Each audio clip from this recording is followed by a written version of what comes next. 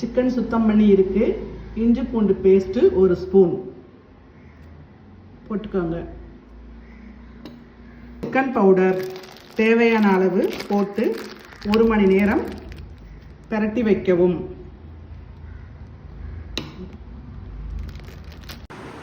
சிக்கனை சுத்தம் பண்ணி இஞ்சி பூண்டு paste 1 spoon, chicken powder 2 spoon தேவையான அளவு போட்டுக்கோங்க.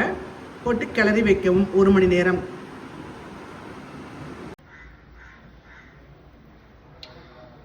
கொஞ்சம் எண்ணெய் ஊற்றவும். எண்ணெய் காய்ந்த பிறகு சில்லியை போடவும். போட்டு பொரித்து எடுக்கவும்.